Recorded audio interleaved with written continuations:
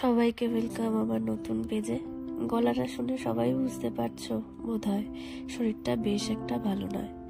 দীর্ঘ 10 দিন ধরে তো মনে হচ্ছিল মরেই গেছিলাম।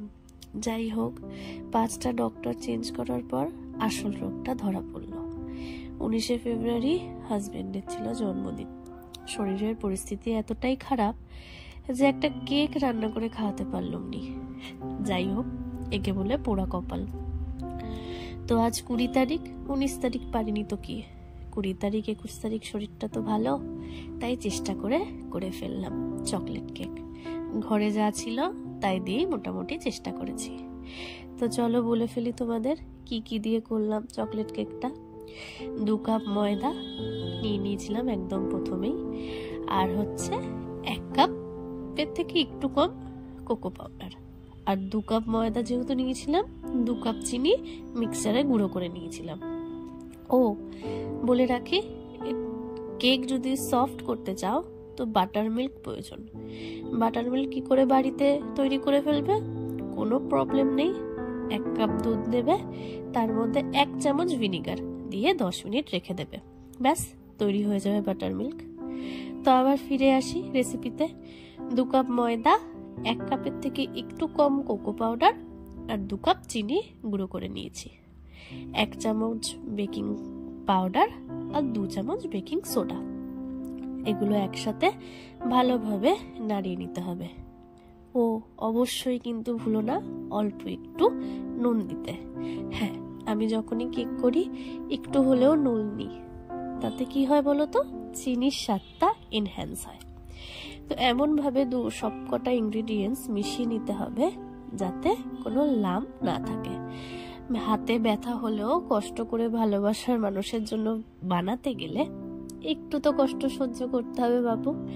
যাই হোক, ভাঙা গলা এবং শরীর ভাঙা নিয়েই ভিডিও করেছি আর তোমাদের সাথে ভয়েস ওভার দিয়ে শেয়ারও করছি।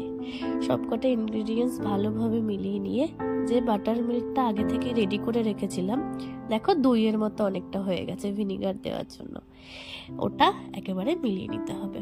আমি এই কেকটাতে জল ইউজ করিনি একদমই, আর 1/2 কাপ বাটার গলিয়ে রেখেছিলাম মিক্সারে। একভাবে না বলতে পারছি না, শ্বাসকষ্ট প্রচন্ড, যা ওষুধ খাচ্ছি আর শরীরের উপর থেকে যা যাচ্ছে বলার মতো নয়। যাই হোক, একসাথে সব কিছু এবার মিলিয়ে দিলাম। আমি কিন্তু সবসময় চকলেট কেক তৈরি করতে গেলেই একটু কফি ইউজ করি। কেন?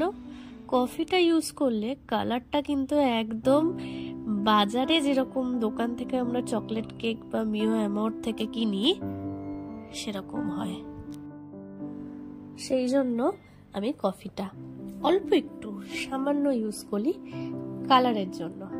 বলতে বলতে আবার হাঁপিয়ে যাচ্ছি। ওই দেখো, ভয়েস ওভার দিতে দিতে আরেকজন ওপাশ থেকে ডাক শুরু করেছে। আসলে তিনিও এখন ছুটিতেই আছেন, আমিও ছুটিতে।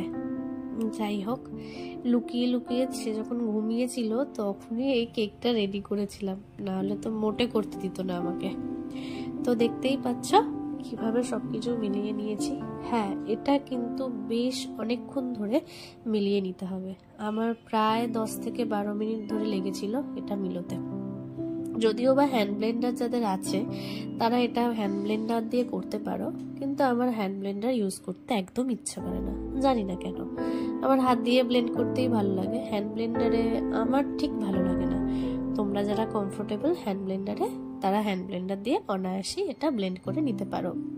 দেখতেই পাচ্ছ একটু রেস্ট নিচ্ছি, হাত ব্যথা হয়ে যায় যেহেতু 80% আমার ব্লেন্ড করা হয়ে গেছে। এর মধ্যিখানে আমি দেব 3টে ডিম। এর মধ্যে আমি আগেই বলেছি আমি এটায় কোনো জল ইউজ করিনি, অনেকে ওয়ার্ম ওয়াটার ইউজ করে, বাট আমার জল ইউজ করার প্রয়োজন হয়নি। আমি 3টে ডিম অনায়াসে এর মধ্যে মিশিয়ে আবার ব্লেন্ড করতে শুরু করেছি। অনেকেই আগে থেকে ডিম আলাদা পাত্রে ব্লেন্ড করে তারপর এর মধ্যে দেয়, কিন্তু আমি একেবারেই করি। আসলে এখন আর আলাদা ব্লেন্ড করে করার প্রয়োজন হয় না। যাই হোক, এবার এই ব্লেন্ডিং প্রসেসটাও আরো 5 থেকে 7 মিনিট ধরে করে যেতে হবে, কিন্তু ব্লেন্ডিংটাই কেকের মেন। আর অল্প একটু vanilla essence for the essence, খুব সুন্দর একটা এসেন্স আসে ভ্যানিলা এসেন্স দিলে, এখানে অ্যাড করে নেব। তো এটা দিয়েও আবার কিছুক্ষণ ব্লেন্ড করে নিতে হবে। কেকের মেন প্রসেস হচ্ছে ব্লেন্ড করা। ব্লেন্ড ঠিক মতো করলেই কেক কিন্তু সফট এবং স্মুথ হবে এবং খেতেও সুস্বাদু হবে। তো এইভাবেই ব্লেন্ডিং প্রসেস আরও 5 মিনিট ধরে চালিয়ে যেতে হবে।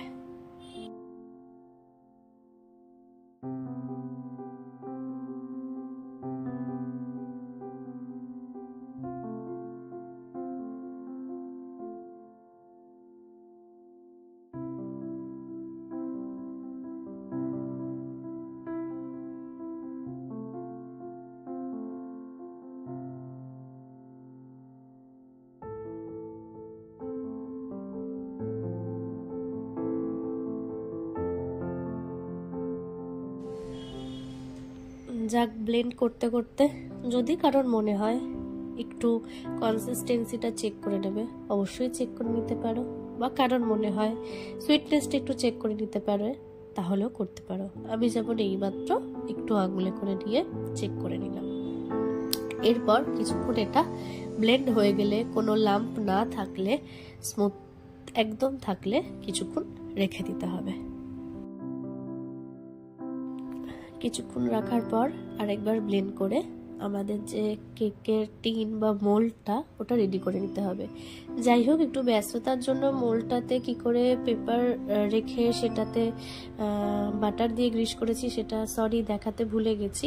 কিছুই না, বাটার পেপার যদি না থাকে, নর্মাল বাড়িতে যে পেপার থাকে সেই পেপার সাইজ করে কেটে তার মধ্যে একটু ব্রাশে করে বাটার মাখিয়ে নিলেই আমাদের মোল্ডের ওপর পেপার রাখার পদ্ধতিটা সেট হয়ে যাবে।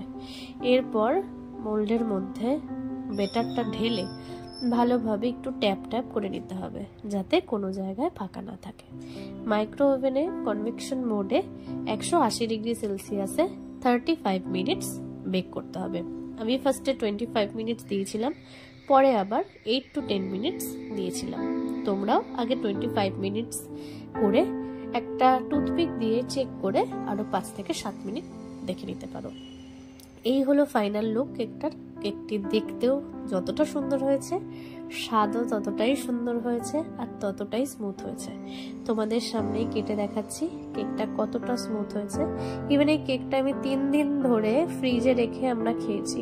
কেকের মধ্যে একটুও রাফ বা শক্ত ব্যাপারটা আসেনি, কিন্তু গরম গরমই কেটে দেখালাম, একদম স্পঞ্জের মতো কেকটা হয়েছিল আর খুবই সুন্দর টেস্ট হয়েছিল। এটা কিন্তু চকলেট সিরাপ উইথ আইসক্রিম, অসাধারণ খেতে লাগে। এই যে কর্তামশাইয়ের খেয়ে এক্সপ্রেশন।